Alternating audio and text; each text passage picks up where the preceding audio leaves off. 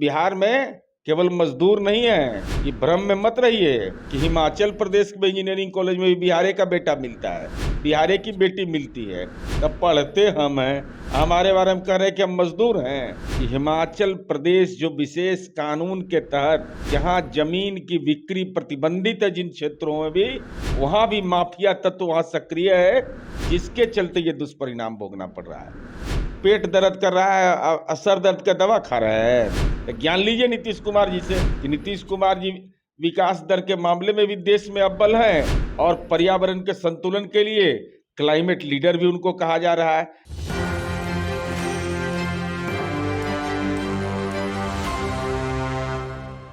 नमस्कार, मैं मनीष और आप देख रहे हैं एक न्यूज़ 24। हमारे साथ मौजूद हैं जेडीयू के मुख्य प्रवक्ता नीरज कुमार जी। नीरज जी, हिमाचल प्रदेश के मुख्यमंत्री का बयान आया, उन्होंने कहा कि बिहारी लोग यहाँ आकर मकान बनाते हैं, मजदूरी करते हैं और जिसके वजह से मकान गिर जाता है क्योंकि गुणवत्तापूर्ण मकान नहीं बनाते हैं ये लोग।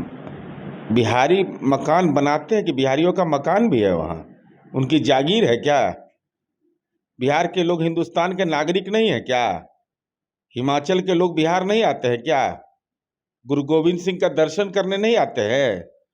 पेट दर्द कर रहा है, सर दर्द का दवा खा रहा है। अरे मकान कौन नक्शा बनाता है? वहाँ की भौगोलिक स्थिति के अनुसार वहाँ के संसाधन, आधारभूत संरचना का कौन उपलब्ध कराएगा? तकनीक कौन उपलब्ध कराता है? और बिहार में केवल मजदूर नहीं है, ये भ्रम में मत रहिए। आज चले जाइए आईआईटी, मुंबई, खड़गपुर से लेकर के विभिन्न आईआईटी में बिहार के ही बच्चे ज्यादा compete करके जा रहे हैं। और माननीय नीतीश कुमार जी ने तो ऐसा अभियान चला दिया है स्टूडेंट क्रेडिट कार्ड से का कि हिमाचल प्रदेश में इंजीनियरिंग कॉलेज में भी बिहारे का बेटा मिलता है, बिहारे की बेटी मिलती है। तब पढ़ते हम हैं, हमारे बारे में कह रहे हैं कि हम मजदूर हैं। हम मजदूर नहीं हैं, हम बिहारी बोझा उठाने वाले लोग हैं और हम ईमानदारी और दक्षता से काम करते हैं। सच यह है कि हिमाचल प्रदेश जो विशेष कानून के तहत जहां जमीन की बिक्री प्रतिबंधित है, जिन क्षेत्रों में भी, वहां भी माफिया तत्व वहां सक्रिय है, जिसके चलते ये दुष्परिणाम भोगना पड़ रहा है।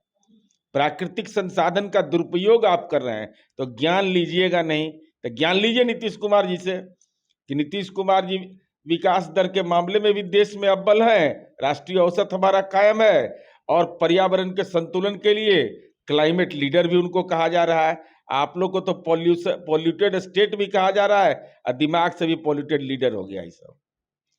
कांग्रेस के पूर्व राज्यसभा सांसद गुलाम नबी आजाद का बयान आया, उन्होंने कहा कि मुस्लिम जो आज हैं ये पहले हिंदू थे, क्योंकि मुस्लिम का 1500 साल पहले उत्पत्ति हुई, जबकि हिंदू जो है बहुत पूर्व के समय से ही है। क्या कहेंगे? देखिए, स्वामी विवेकानंद ने स्पष्ट रूप से इसको कहा है।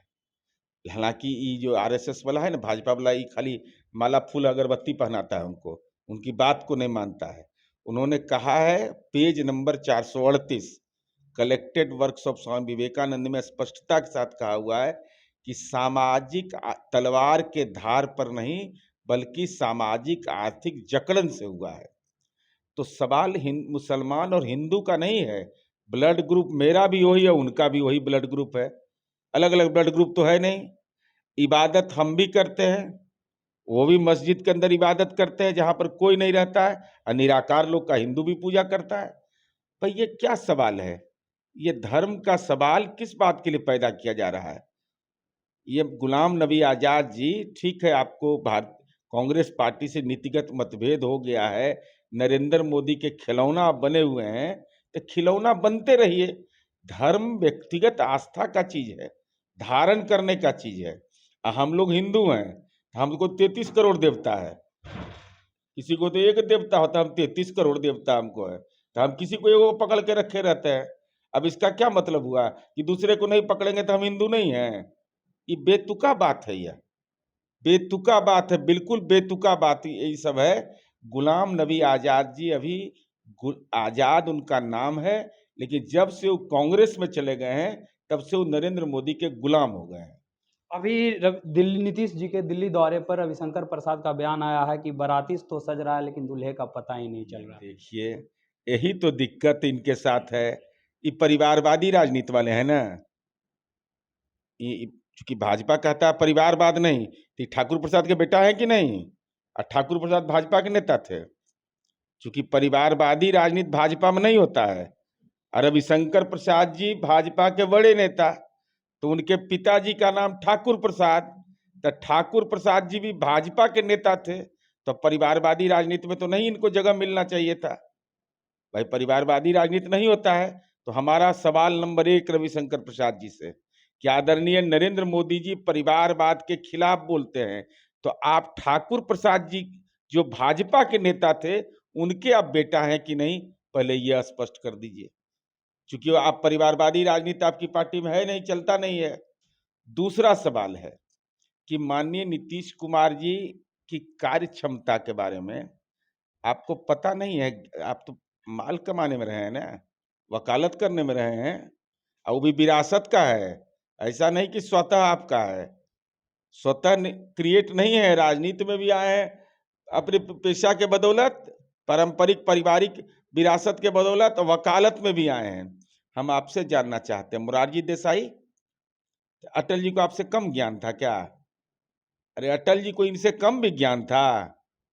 रविशंकर जी बेचारे को तो इनको मंत्री से हटा दिया ना, ड्रॉप वाला में ना है ये ड्रॉप है।